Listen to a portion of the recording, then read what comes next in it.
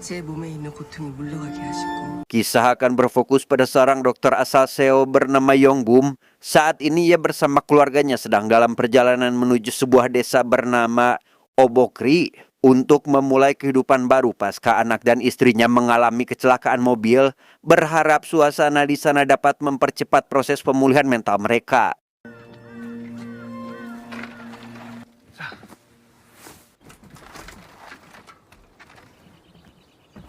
Pasca kecelakaan tersebut, si istri yang bernama Sun He mengidap gangguan pada penglihatan sedangkan anaknya mengalami kelumpuhan kaki. Hingga sesampainya di depan sebuah rumah yang akan jadi tempat tinggal baru mereka, si anak yang bernama Jong Hun pun terlihat masih belum bisa menerima kenyataan terkait kondisinya sekarang karena ayahnya yang notabene dokter tidak bisa menyembuhkannya.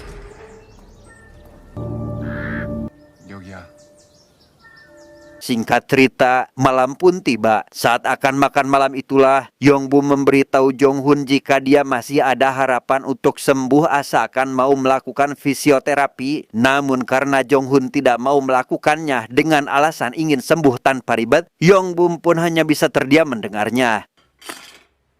내가 좀 앞으로는 여기에서 재활에만 집중하면 될 것 같아. 언제부터 아빠가 나한테 신경 썼다고. Situasi pun berubah hening saat seekor burung gagak masuk ke dalam rumah dan menghancurkan lampu yang berada tepat di atas meja makan. Entah pertanda apakah ini, Yongbum memutuskan keluar guna mencari toko yang masih buka untuk memberi lampu baru. 간다 그래.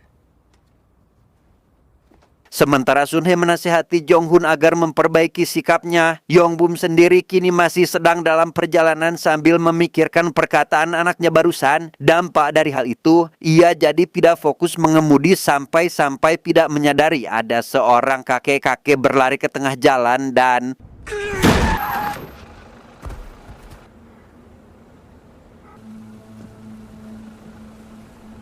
Ya, Yongbum pun tak sengaja menabrak si kakek hingga terpental cukup jauh. Setelah memastikan orang itu masih hidup, ia sempat terdiam saat baru menyadari jika sekujur tubuh si kakek seolah melepuh bekas luka bakar dan segera membawanya pulang ke rumah untuk diberi pertolongan. 여보, 무슨 일이야?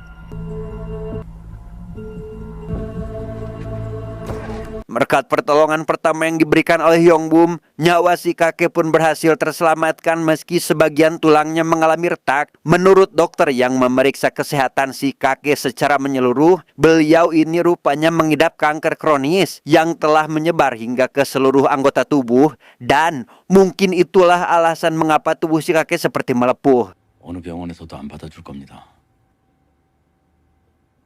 Entah kenapa si kakek masih bisa hidup sampai sekarang. Selesai dari sana, Yongbum pun pergi ke polsek terdekat berharap akan menemukan informasi terkait latar belakang si kakek. Namun karena pihak kepolisian tidak dapat mengecek identitas beliau melalui sidik jari, Yongbum memilih untuk merawat si kakek setidaknya sampai ada anggota keluarganya yang datang menjemput.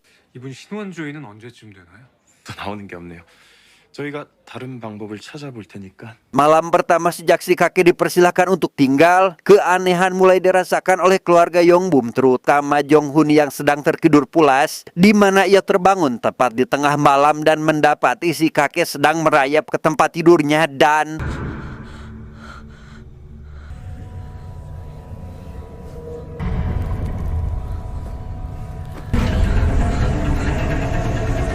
Alih-alih memberitahu kedua orang tuanya, Yong Hun memutuskan pergi seorang diri untuk mengecek gudang yang menjadi tempat tinggal si kakek sementara, tepat saat Yongbum dan istrinya juga terbangun akibat mengalami mimpi buruk.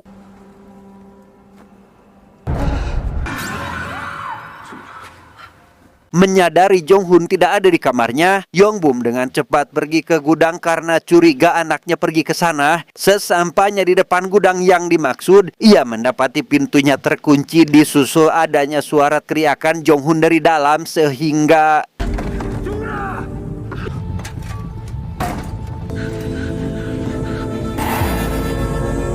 Dan ya, entah apa yang dilakukan oleh si kakek dan siapa dia sebenarnya, Yongbum pun benar-benar dibuat terkejut saat melihat anaknya sudah bisa berjalan lagi. Begitu pula dengan sang istri yang menganggap ini sebagai mukjizat dari Tuhan.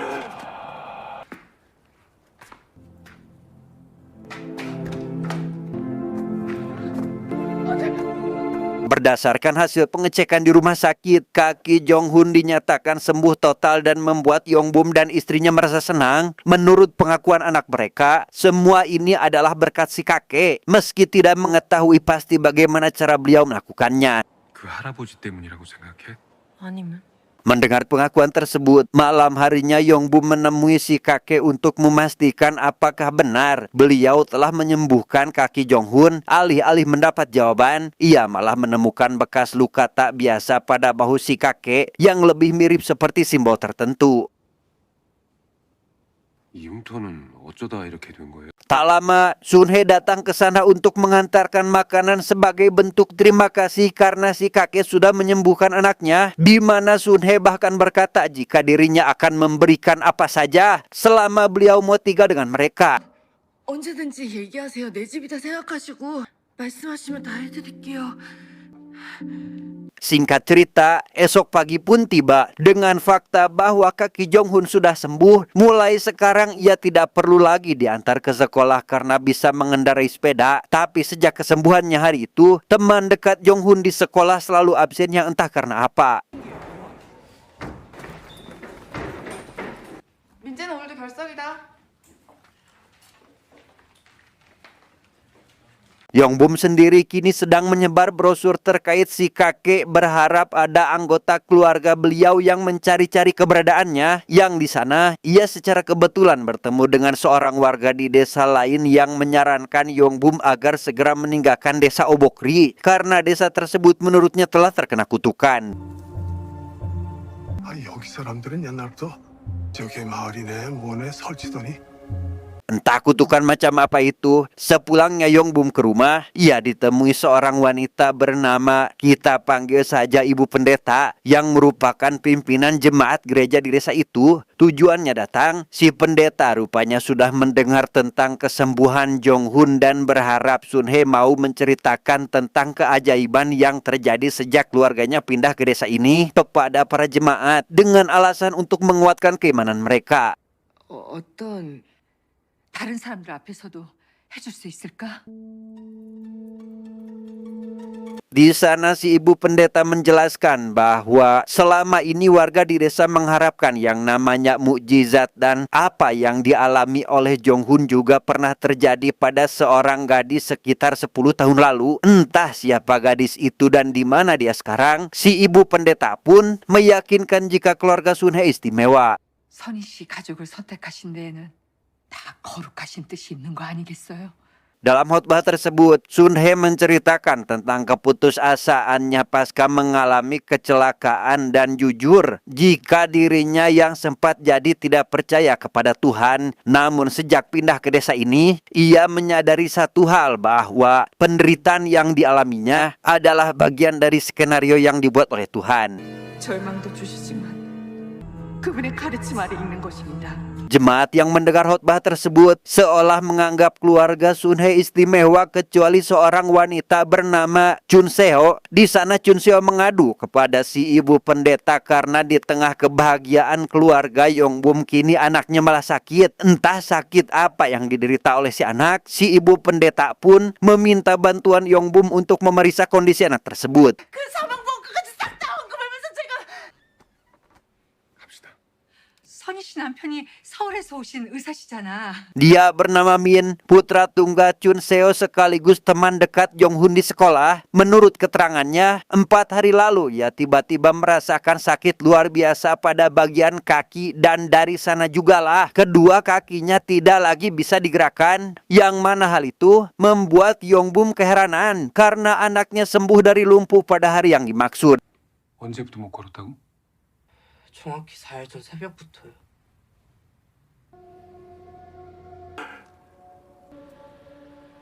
Melihat Min punya semacam simbol yang katanya muncul sejak pertama kali sakit, Yong-bum pun memutuskan pulang ke rumah dan di sanalah ia baru mengetahui jika Jong-hun juga memiliki simbol serupa. Curiga jika semua ini ada kaitannya dengan si kakek, Yong-bum langsung menemui beliau untuk memastikan kebenarannya.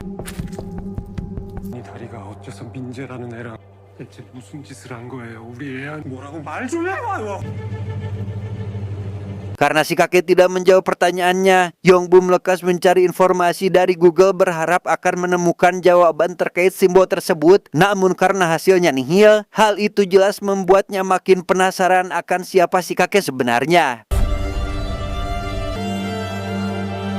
Di waktu yang sama, penglihatan Sun He kini makin kabur sampai tidak bisa melihat sama sekali. Hingga di keesokan paginya, ia ditemui oleh ibu pendeta yang datang ingin meminta bantuan, yaitu menemui Chun Seo untuk memberikan motivasi hidup. 춘서 씨가 원래도 딱한 처진데 그 거룩하신 뜻의 끝은 제가 직접 만나볼게요. Tepat setelah Sun He berangkat dengan naik mobil taksi, ada seorang pria misterius masuk ke dalam rumahnya. Entah siapa pria itu, Yongbum yang mendapat pesan peringatan dari sistem keamanan rumah pun memutuskan pulang demi memastikannya.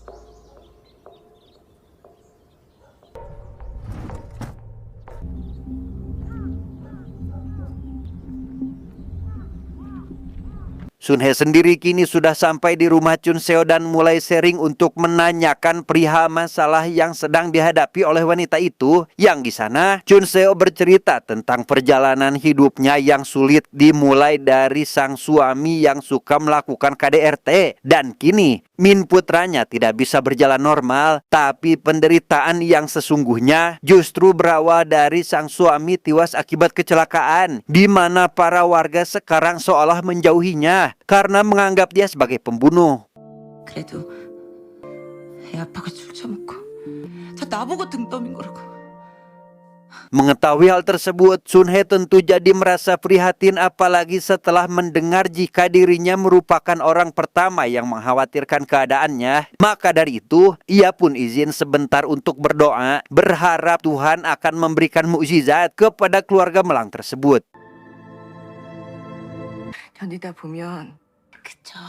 Sementara itu, Yongbum saat ini baru sampai di rumah dan mendapati perabotan sudah berserakan. Entah apa yang si pelaku cari, ia pun lekas memeriksa area sekitar rumah karena curiga jika pelakunya belum meninggalkan tempat ini.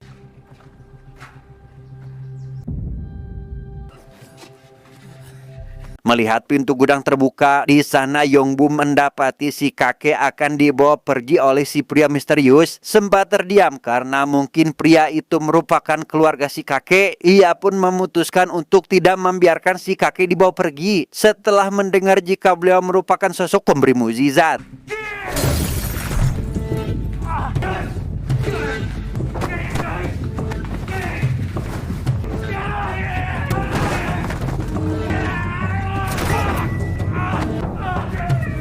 Dan ya, setelah sempat terjadi baku hantam, si pria misterius yang bernama kita panggil saja Samsul pun memberitahu Yongbum terkait rahasia di balik kesembuhan Jong-hun yang sebenarnya bukan karena terpilih oleh Tuhan, melainkan karena keberadaan si kakek di rumah ini, di mana beliau dulunya merupakan pemimpin semacam sekte sesat yang mempraktikkan ritual kuno untuk menukarkan kemalangan atau nasib buruk orang lain. 기적을 지킬 수 있을 것 같아. Alasan kenapa si kakek masih hidup, Samsul menjelaskan jika beliau adalah sosok entitas hitam yang sampai sekarang masih bersemayam di dalam tubuhnya. Entah kenapa hal seperti itu bisa terjadi, namun entitas tersebut suka memanfaatkan keputusasaan untuk menyesatkan manusia. 모든 게 다 Tujuannya ingin membawa si kakek. Samsul ini rupanya adalah sosok ayah dari gadis yang pernah diceritakan oleh si pendeta, di mana ia sudah lama mencari keberadaan si kakek yang melarikan diri dari rumahnya untuk menyembuhkan lagi anaknya yang kembali sakit.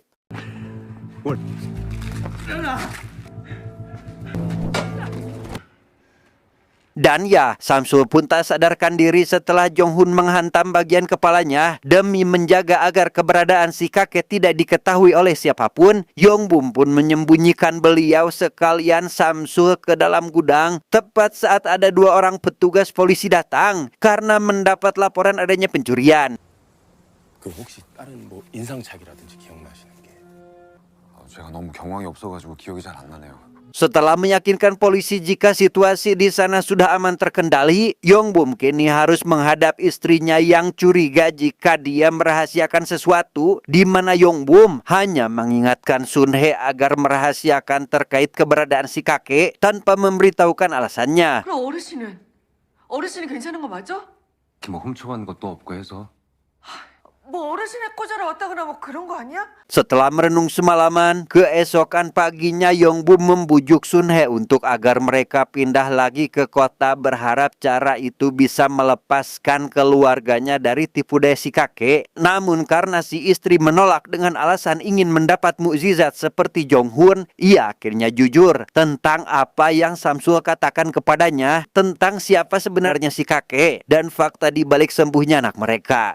어제 일 때문에 그래? 홍수아 씨네 아들 종훈이 다시 걷던 날 Tanpa memperdulikan perkataan suaminya, Sunhae diam-diam menemui si kakek berharap beliau dapat menyembuhkan penglihatannya. Di waktu yang sama, si ibu pendeta bersama beberapa warga datang menemui Yongbum, berharap dia mengizinkan Sunhae ikut ke gereja untuk memberikan khotbah. Sama seperti waktu itu, dalam khotbah kali ini, Sunhae juga menyampaikan amanat berupa yaitu meyakinkan para jemaat jika mukjizat memang benar ada. Di tengah penyampaian tersebut, ia seketika merasakan rasa sakit luar biasa pada kedua bola matanya dan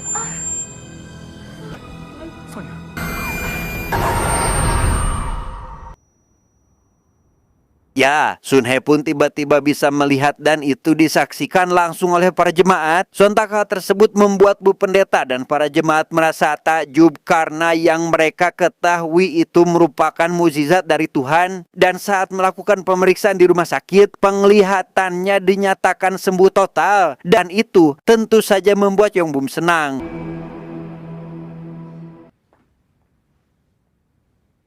Di tengah kebahagiaan tersebut, Chun Seo justru harus dibuat sakit hati karena kondisi Min sekarang yang tidak hanya lumpuh tetapi juga buta. Mendengar dari si ibu pendeta terkait Sunhae yang saat ini penglihatannya telah pulih, hal itu langsung membuatnya curiga jika selama ini keluarga Sunhae lah pelaku di balik semua ini.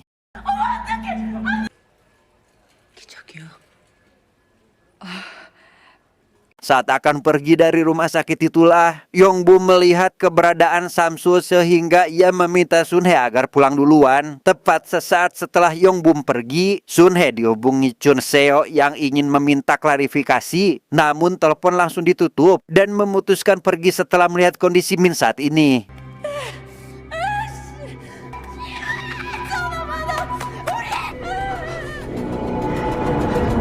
Sementara itu, Yongbum membuntuti Samsul sampai ke rumahnya dan memutuskan masuk bermaksud ingin menghabisi pria tersebut. Bermodalkan perkakas bengkel yang tak sengaja ia temukan, Yongbum pun mulai menyusuri satu persatu ruangan dan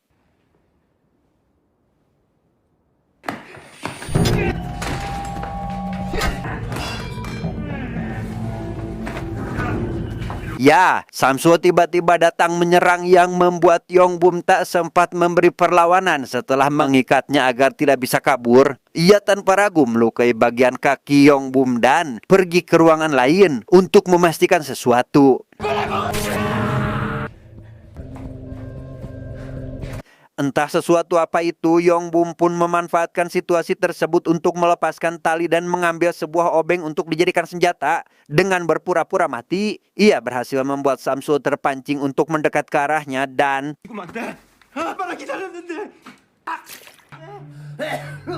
ya, tanpa menghiraukan Samsul yang merintih kesakitan, Yongbum lekas masuk ke ruangan tersebut dan di sana ia melihat si gadis yang dulunya pernah sembuh dari lumpuh total kini kembali ke setelan awal, dan itulah alasan mengapa Samsul ingin membawa si kakek waktu itu.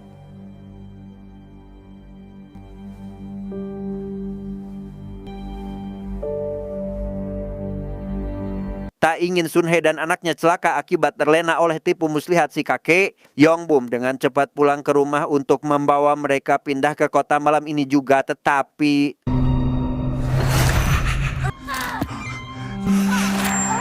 baru saja keluar dari desa tersebut, Yongbum pun harus dibuat panik karena Sun Hye dan Jong Hun kembali ke setelan semula. Tak tahan melihat istri dan anaknya merintih kesakitan, ia pun terpaksa harus putar arah untuk meminta bantuan si kakek dengan berjanji akan melakukan apa saja demi agar istri dan anaknya selamat. 벗어나면 안 되는지 몰랐습니다. 알았으면 안 나갔을 거예요.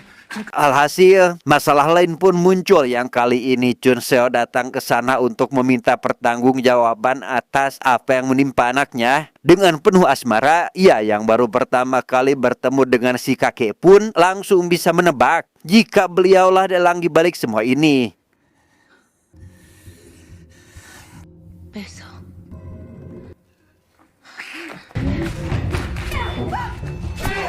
Alhasil keributan pun terjadi karena Chun Seo terhasut oleh si kakek yang menyuruhnya agar mengambil sendiri apa yang dia cari, menggunakan arit sebagai senjata untuk membunuh. Ia nyaris menghilangkan nyawa Yongbum jika saja Sun Hye tidak memukul bagian kelapanya.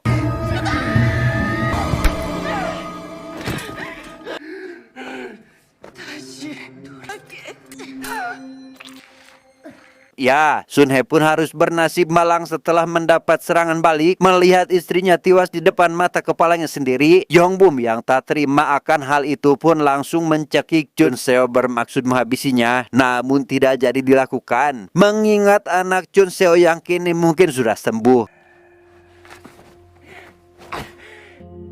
민지한테 가보세요. Setelah menyarankan Chun Seo agar pulang untuk melihat kondisi Min, Yongbum menggendong istrinya keluar dari gudang dan lekas kembali masuk untuk bernegosiasi dengan si kakek menggunakan arit milik Chun Seo. Ia pun bersedia melakukan pengorbanan demi agar istri dan anaknya bisa disembuhkan dan...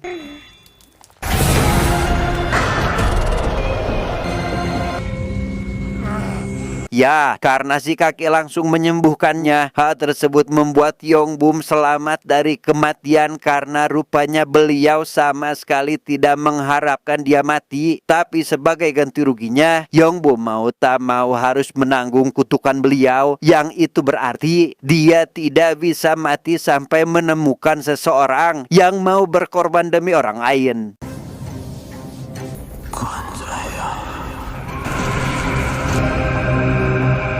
Dengan fakta bahwa sekarang Yongbum memiliki kemampuan untuk menukarkan nasib orang lain, secara tak langsung ia dapat menghidupkan yang sudah mati dengan cara mengorbankan orang lain sebagai gantinya. Entah siapa yang dia korbankan, namun Sun Hye kembali hidup tak lama setelahnya.